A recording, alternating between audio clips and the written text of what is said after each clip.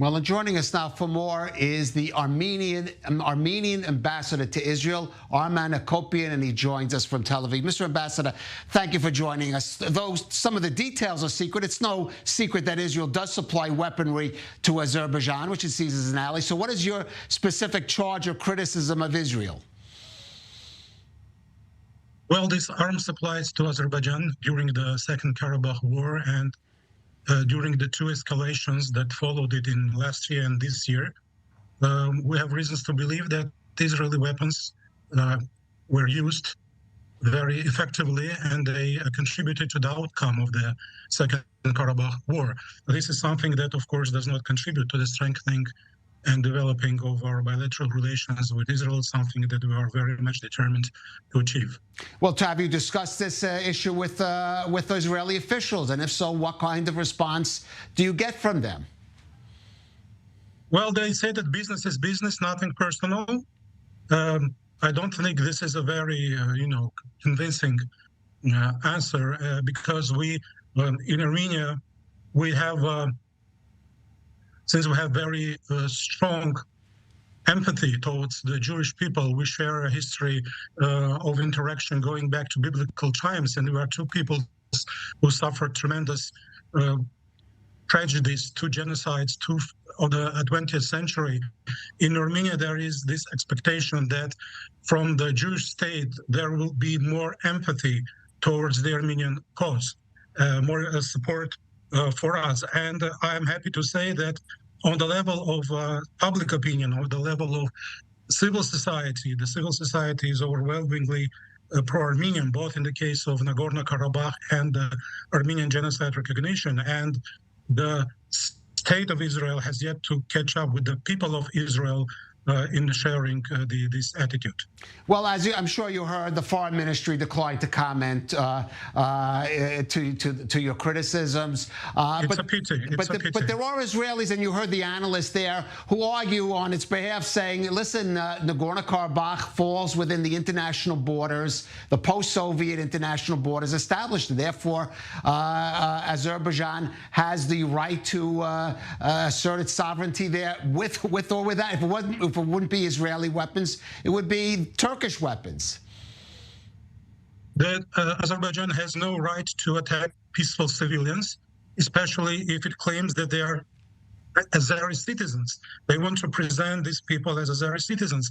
Can you name any other country in the world that so brutally attacks its own citizens and then creates conditions that make impossible for them to stay in their historic homeland of 3,000 years? And during last week, we've seen an unprecedented exodus of Armenians from their homeland. And frankly speaking, I see no future for them to return to their home. Just recently, one of your experts said that there is no such thing as Republic of Nagorno-Karabakh, but there is such thing as people of Nagorno-Karabakh, peaceful civilians, women, elderly, who were brutally attacked, and they forced out of their homeland. If something like that happened to some Jewish population in any country in the world, what would the reaction of Israel be? Right. Would the Israeli Foreign Ministry refrain from commenting?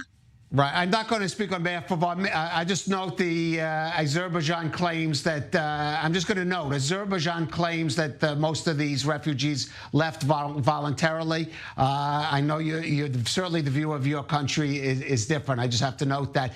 But let me ask you, Israel is, of course, has its own geopolitical calculus here, besides oil supplies from Azerbaijan. It sees it as a key ally in its battle for Iran, what Israel sees as an existential battle for Iran. And that is the other argument that some Israelis make in terms of the support that Israel has given to Azerbaijan, let's say over Armenia, at least in this particular regard. Well, I don't want to involve Iran in this conversation because that's a completely different story. We are talking about the Israeli weapons that fire on our peaceful people, that fire on our civilians and our borders.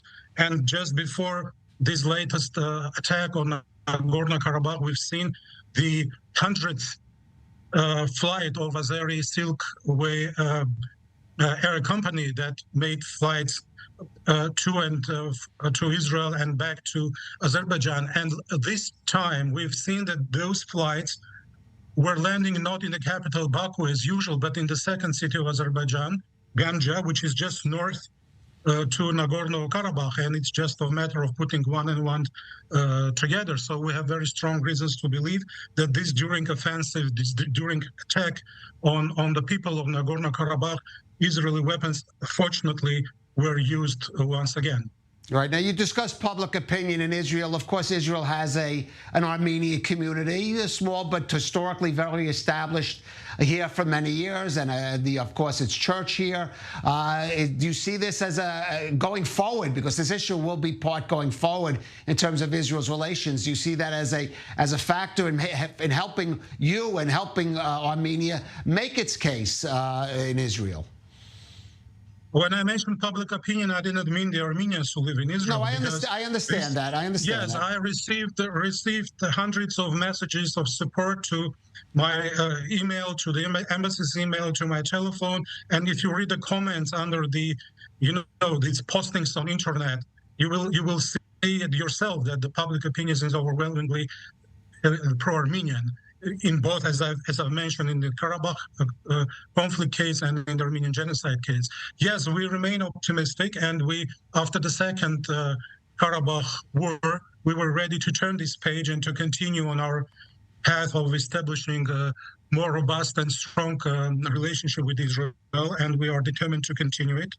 We're not giving up. We are determined to have a very strong relationship. As I've mentioned, the relations between Armenian and Jewish people go back to biblical times. We have 1,000 years of interaction, and there is mutual sympathy. And there are so many things in common between Armenians and Jews and between Armenia and Israel. So there is no other option but to continue and developing bilateral relations. And just I have to mention this with gratitude that today a group of Israeli doctors, 14 doctors voluntarily, they are now in Armenia helping those who suffered during these attacks. And this is just another good story of interaction, of cooperation, of mutual support. And we remain very optimistic that these unfortunate facts will not prevent us from moving forward on the path of developing our friendly relations with Israel. All right, we only have a few seconds left, but I do want to ask, there was a report of a vandalism of the synagogue in Yerevan the other day. Do you have just any comment on that? Our Ministry of Foreign Affairs condemned this act of vandalism. Such acts of vandalism, they occur in any country. We didn't invent it. I have to say something that although the Jewish community in Armenia was it's small, but during the last year we've seen relocation of thousands of Russian and Ukrainian citizens after the war in Ukraine started.